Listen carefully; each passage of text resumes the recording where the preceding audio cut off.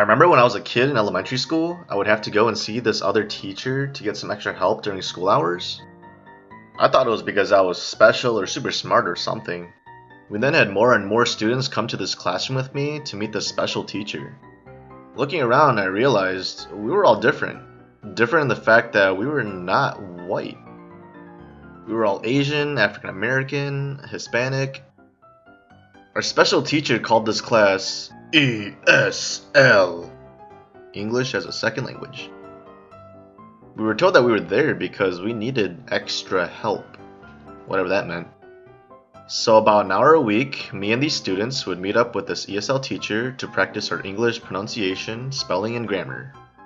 At the time, I didn't understand why I was there. I mean, I was born and raised here, my parents spoke English pretty well. We mainly spoke it at home too.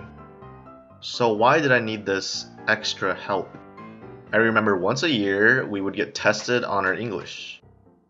There were listening, writing, and speaking exams. I always thought that they were pointless. There was this one exam where I literally repeated after my ESL teacher, and she would grade me based on how I pronounced the words that she said. The cat ate my shorts!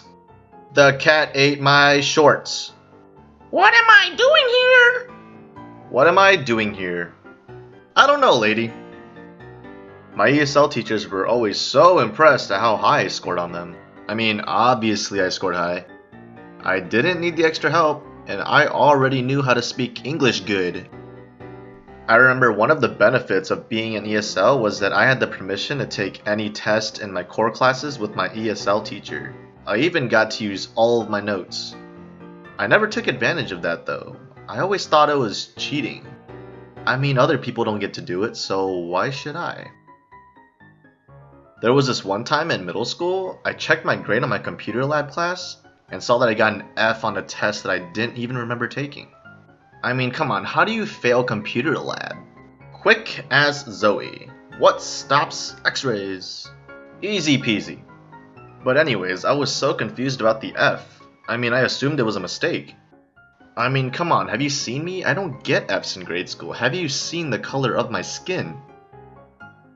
So I talked to my computer lab teacher and he found out that the reason why I got an F was because I had missed the past few classes due to being pulled out of class for ESL. I mean, I was pretty furious, but my mom was even more furious. I mean, if you know anything about Asian standards, an A is acceptable, but a B is bad. So anyways, mi madre called the ESL teacher and she went all Asian mama on this lady through the phone. So long story short, the school gave me the option to never go to ESL again. And that's exactly what I did. Looking back though, I realized that it was never really the ESL teacher's fault for being an inconvenience to my childhood. I mean, they were just doing their job. Not only that, but they were just trying to help me become a better student. Looking back, I'm actually really glad that we have these programs. I mean, I think about my parents and how much help they needed when they first came to the US. I was just lucky enough to be born here. Therefore, I'm extremely thankful for the ESL program, especially in this moment of time. I'm talking to you, Betsy.